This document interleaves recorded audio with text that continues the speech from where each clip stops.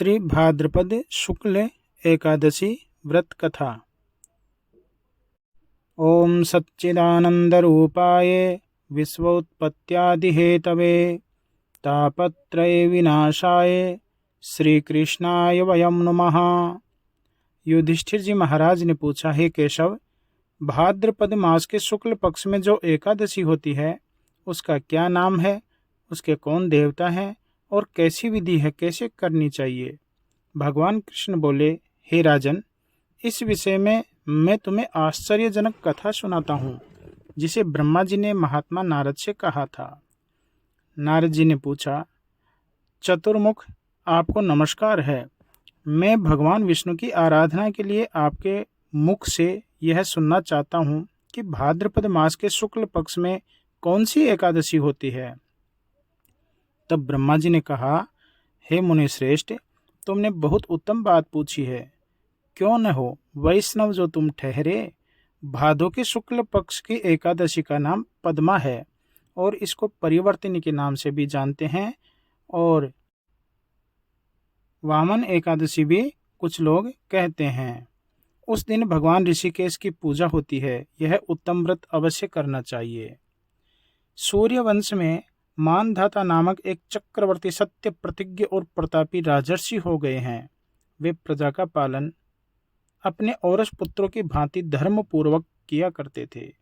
उनके राज्य में अकाल नहीं पड़ता था, मानसिक चिंताएं नहीं सताती थी और व्याधियों का प्रकोप भी नहीं होता था। उनकी प्रजा निर्भय तथा धन धान्य से समृद्ध थी। महाराज के कोष में केवल न्यायोपार्जित धन का ही संग्रह होता था। उनके राज्य में समस्त वर्णों और आश्रमों के लोग अपने अपने धर्म में लगे रहते थे। मानधाता के राज्य की भूमि कामधेनु के समान फल देने वाली थी। उनके राज्य करते समय प्रजा को बहुत सुख प्राप्त होता था। एक समय किसी कर्म का फल भोग प्राप्त होने पर राजा के राज्य में 3 वर्षों तक वर्षा नहीं हुई। इससे उनकी प्रजा भूख से पीड़ित हो नष्ट होने लगी। तब संपूर्ण प्रजा ने महाराज के पास आकर इस प्रकार कहा, हे नृप श्रेष्ठ, आपको प्रजा की बात सुननी चाहिए। पुराणों में मनीषी पुरुषों ने जल को नारा कहा है। वह नारा ही भगवान का अयन निवास स्थान है, इसलिए वे नारायण कहलाते हैं। नारायण स्वरूप भगवान विष्णु सर्वत्र व्यापक रूप में विराजमान है। वे ही मेघ स्वरूप होकर वर्षा करते हैं। वर्षा से अन्न पैदा होता है और अन्न से प्रजा जीवन धारण करती है। हे नृपश्रेष्ठ, इस समय अन्न के बिना प्रजा का नाश हो रहा है। अतः ऐसा कोई उपाय कीजिए जिससे हमारे योगक्षेम का निर्वाह हो। राजा ने कहा, आप लोगों का कथन सत्य है, क्योंकि अन्न को ब्रह्म कहा गया है।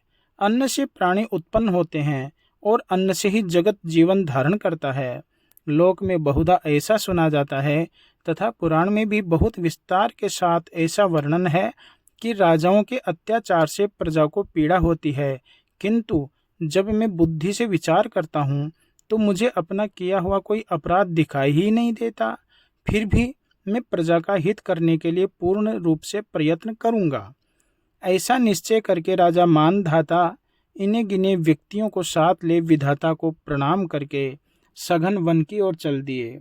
वहां जाकर मुख्य मुख्य मुनियों और तपस्वियों के आश्रमों पर घूमते फिरे। एक दिन उन्हें ब्रह्मपुत्र अंगिरा ऋषि का दर्शन हुआ। उन पर दृष्टि पड़ते ही राजा हर्ष में भरकर अपने वाहन से उतर पड़े और इंद्रियों को वश में रखते हुए दोनों हाथ जोड़कर उन्होंने मुनि के चरणों में प्रणाम किया। मुनि ने भी स्वस्ति कहकर राजा का अभिनंदन किया और उनके राज्य के 7 अंगों की कुशल क्षेम पूछी। राजा ने अपनी कुशल बताकर मुनि के स्वास्थ्य का समाचार पूछा। मुनि ने राजा को आसन और अर्घ्य दिया। उन्हें ग्रहण करके जब वे मुनि के समीप बैठे तो उन्होंने इनके आगमन का कारण पूछा। तब राजा ने कहा, भगवान, मैं धर्मानुकूल प्रणाली से पृथ्वी का पालन कर रहा हूँ, फिर भी मेरे राज्य में वर्षा का अभाव हो गया है, इसका क्या कारण है? तब मुनि ने कहा कि हे राजन, कोई भी व्यक्ति आपके वर्णाश्रम स्थिति को न मान करके और स्वार्थ भाव से कोई यजन कर रहा है और उसके दोष के कारण से ऐसा कुप्रभाव है।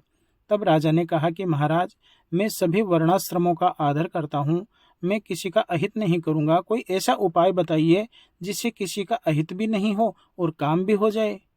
तब ऋषि बोले, हे राजन, यदि ऐसी बात है तो एकादशी का व्रत करो। भाद्रपद मास के शुक्ल पक्ष में जो पद्मा नाम से विख्यात एकादशी होती है, जिसको जल झूलनी एकादशी भी कहते हैं, उसके व्रत के प्रभाव से निश्चय ही उत्तम वृष्टि होगी। नरेश, तुम अपनी प्रजा और परिजनों के साथ इसका व्रत करो। ऋषि का यह वचन सुनकर राजा अपने घर लौट आए। उन्होंने चारों वर्णों को समस्त प्रजाओं के साथ भादों के शुक्ल पक्ष की पद्मा एकादशी का व्रत किया। इस प्रकार व्रत करने पर मेघ पानी बरसाने लगे, पृथ्वी जल से आप्लावित हो गई और हरी भरी खेती से सुशोभित होने लगी। इस व्रत के प्रभाव से सब लोग सुखी हो गए। भगवान श्री कृष्ण कहते हैं, हे राजन, हे युधिष्ठिर, इस कारण इस उत्तम व्रत का अनुष्ठान अवश्य करना चाहिए। पद्मा एकादशी के दिन जल से भरे हुए घड़े को वस्त्र से ढककर दही और चावल के साथ ब्राह्मण को दान देना चाहिए। साथ ही छाता और जूता भी देना चाहिए। दान करते समय इस प्रकार का उच्चारण करना चाहिए, नमो नमस्ते गोविंद बुद्ध श्रवण संज्ञक अघोघ संक्षयम कृत्वा सर्वसौख्य प्रदो भव भुक्ति मुक्ति प्रदश्चैव लोकानाम सुखदायक है। बुधवार और श्रवण नक्षत्र के योग से युक्त द्वादशी के दिन बुद्ध श्रवण नाम धारण करने वाले भगवान गोविंद, आपको नमस्कार है, प्रणाम है।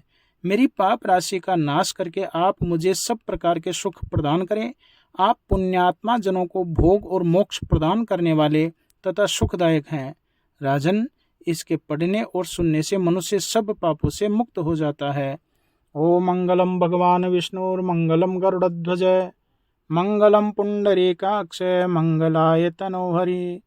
श्रीमन्नारायण नारायण नारायण भजमन्नारायण नारायण नारायण। श्रीमन्नारायण नारायण नारायण श्रीमन्नारायण नारायण नारायण भजमन्नारायण नारायण नारायण। बोलो श्रीमन्नारायण भगवान की जय। श्री भाद्र